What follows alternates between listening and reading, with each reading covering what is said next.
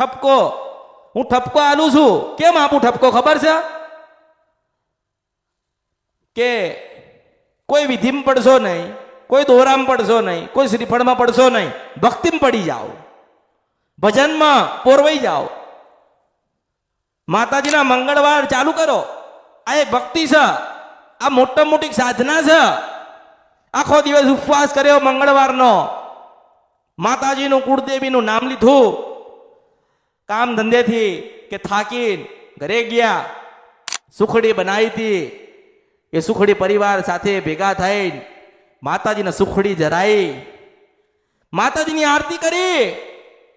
માં કેટલી રાજી થાય. માના તમે જ મજબૂર કરી શકો છો કે તારા છે ને તું આલજે,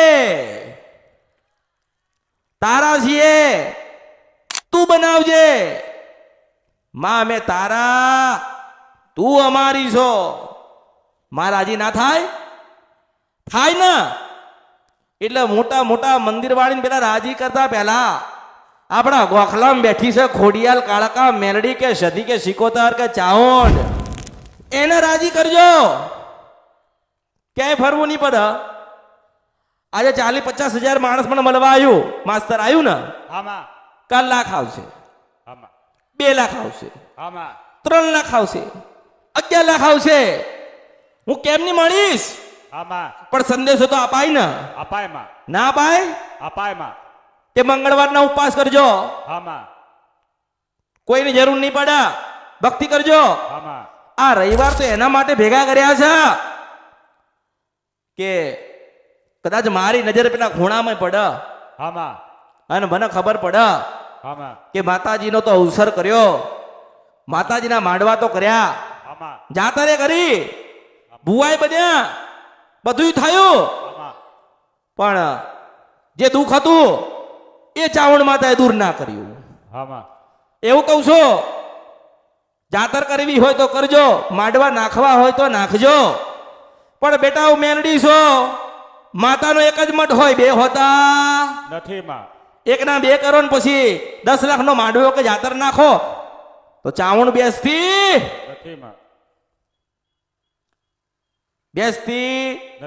નથી. પણ તમે બેહાડો છો, તમે બનાવ્યું છે.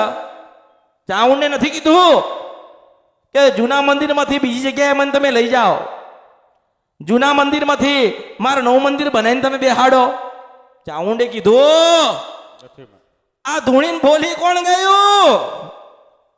કહું, માણસ. માણસ કેટલા? કોણ બોલ્યો? માણસ. માતા કોઈ દાડો બોલતી નથી, માંગતી નથી. માતા શું કરવા કે? કોઈની કોઈ તમે બધા જોજો, આ તમે બધા આયા છો ને, હું તમને કહું છું, તમારી માતાએ તમને કીધું કે મને સોનાની છત્તર આલજે, ચાંદીની છત્તર આલજે? કોઈની માતાએ માંગ્યું? આપણે આલીએ છે ને, આપણો ભાવ હતો ને, પણ એ છત્તર આલ્યું ને તો હરખ થાય, પણ તમે વધારે હરખ લાવો ને તો એમાં દુઃખ થાય.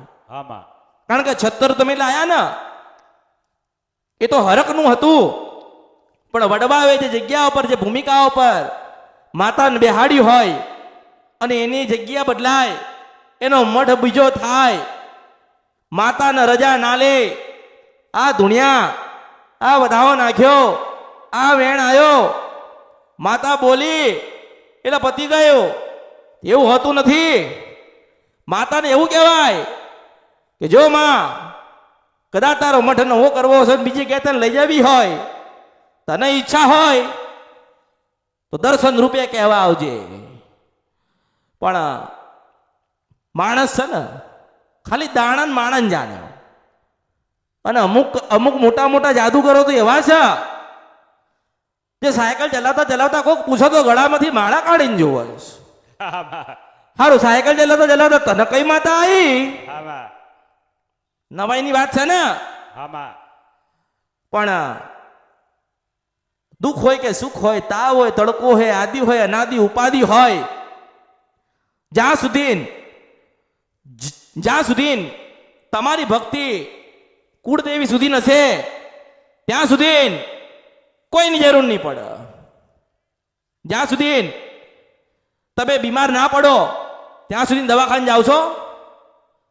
માસ્તર જાય છે તું? ના માં. એ સાહેબ આજે તો પેટ દુખતું નથી આમાં. પણ પેટમાં દુખાન મટી જાય ને એવી દવા ખાવાનો શોખ થયો છે આજે. આમાં. આપણે માગીએ સામાજિક કોઈને કહે ના. કે લાવો મને દવા આલો. પેટમાં દુખાય તો દવાખાને જવાય ને.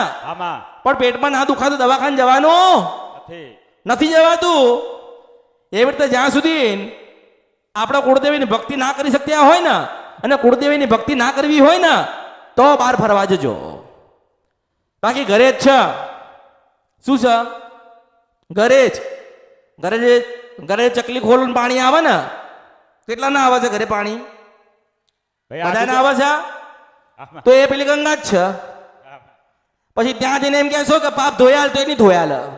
એ કહેશે ઘરે ચકલીમાં આવે છે ત્યાં ધોઈ ના લેવાય. એટલે આવું જ માન્યતા, વિચાર અને બુદ્ધિ આટલી જ છે. એને આપણે આટલી મોટી કરવાની છે. કેવી? કે આપણી ખોડિયાલ બોલે, આપણી કાળકા બોલે, આપણી શિકોતર વાત કરે, આપણા દુઃખ પડે શું કરવા કોકને યાદ કરીએ.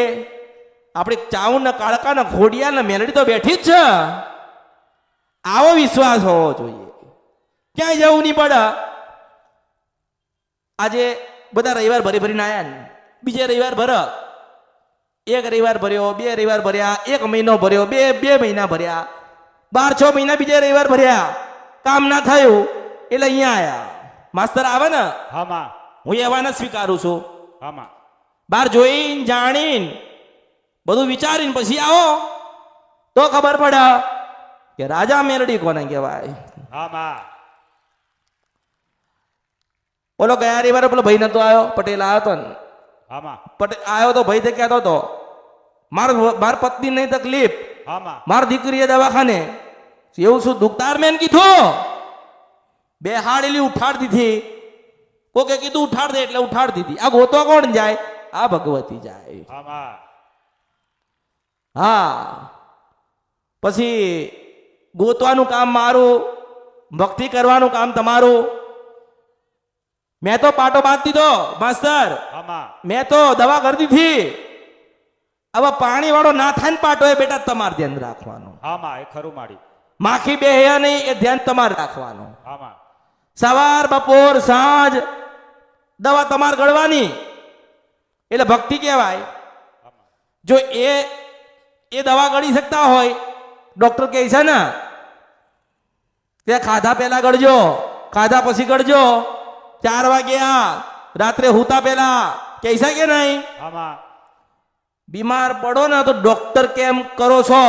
પણ આ અમૃતની મેરડીએ કીધું ને કે સુતા પહેલા કુળદેવીને થોડીક માળા કરીને ઊંઘો તો નથી કરતા. તમારા અવતારમાં ખોટ પડ્યો. હા, ડોક્ટરે કીધું એ કરવું પડે નહીં તો સારું થાય. એટલે ભક્તિની કરી મતલબ એવો થયો ને. પછી કે બહુ ભક્તિ કરીએ છે પણ મારું કામ થતું. કોની ભક્તિ કરો છો?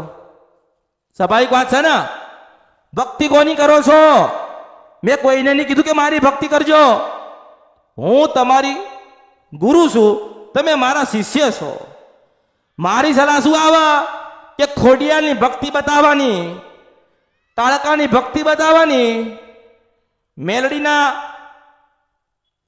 જે દીવા પેઢીમાં થતા હોય એને કેવી રીતે કરવા, કેવી રીતે માતાજીને રાજી કરવી, એ પ્રયત્ન તમારો હશે ને. પણ સલાહકાર કોણ હોય? અમૃતની મેલડી. પછી કે બહુ જોવડાઈ લીધું, બહુ ફરી લીધું, મારું કામ કોઈ જગ્યાએથી થયું ના થયું? એક જ મારો થઈ જા. જો ના ધાર્યું હોય ના બને નાબું તો મારું નામ મેલડી નહીં. પણ ભક્તિ જ કોની કરી છે? કે મેલડી માની. કયા મેલડીમાં કીધું તું એને તમે મારા કે હું તમારી? એ તો હું લાવી હતી કે તમે મારા ને હું તમારી છું. કોને સમય બતાવ્યો તો? કોને કીધું તું કે મળું છું? એ તો મેં કીધું તું. પણ કરજો. મેલડીની ભક્તિ કરતા હોય તો કરજો, મેલડીની સેવા કરતા હોય તો કરજો, જ્યાં જવું હોય ત્યાં જજો. પણ યાદ રાખજો, છેલ્લે પેઢીની માતાના શરણ ચરણમાં જવું પડશે ના, જવું પડશે. કારણ કે એ આપણે ના છીએ. પણ એવું ના કહેશો કે બહુ ફર્યા, જેટલી ભક્તિ કરી એટલા દુઃખ આયા. તમે ભક્તિ કોની કરી છે ખબર નથી. ભક્તિ કરાવવાનો માર્ગ ખોલ્યો છે, પ્રયત્ન કરાવું છું તો કરવી નથી. ઉપવાસ નહીં થતા તે હું શું કરું માસ્તર? ઉપવાસ ના થાય હું શું કરું? કે અમારથી ભૂખું નહીં રહેવાતું. તું જાણે, તારું પેટ જાણે. એ તો કર્મ ને શું કરવા કહીએ? તું જાણે તારું પેટ જાણે. જો તમે એક તમારી માનો ઉપવાસ ના કરી શકતા હોય તો માની પાસે કોઈ આશા રાખશો? ના જ રખાય, રાખવી ના જોઈએ. ફરો, ભટકો, રૂપિયા પાણી જેમ વાપરો. 50 લાખ વાપર્યા, 20 લાખ વાપર્યા, 5 લાખ વાપર્યા, અત્યારે તો ભાડું નહીં. એવું કે અહીંયા એને શું કહે? બીજી જગ્યાએ જઈને કહો કાઢી મિલ છે. એ તો અહીંયા જે કોઈ સેવા કરતા હોય ને, જે કોઈ સેવા નાની મોટી જે કોઈ એની સેવા કરતા હોય ને, એમને મેં સેવક બનાયા જ નથી. એમને મેં એવું કીધું છે કે હું તમારી જનેતા, તમે મારું સંતાન છો. સેવક એટલે શું કહેવાય? સેવક એટલે સેવક કહેવાય. માં એટલે સંતાન એટલે હું મોર છું માસ્તર. કોણ છું? હું મોર છું. મોર જોયો છે ને? તે તો જોયો જ છે. હું મોર છું, મોર. અને જેટલા સેવા કરે ને, જે કોઈ નાની મોટી સેવા કરે, એ મારી પાંખો છે, હું મેળવી છું. હવે વિચાર કરો કે મોર ઉભો હોય ને એની પાંખો જતી રહે તો મોર કેવો લાગે? લાગે રૂડો? ના લાગે. પણ એ જ મોરની અંદર એની પાંખો ફેલાયેલી હોય ને તો આખી દુનિયામાં જોવા આવે લોકો મેળવી છું. એટલે હું મોર છું. આ બધી મારી પાંખો છે.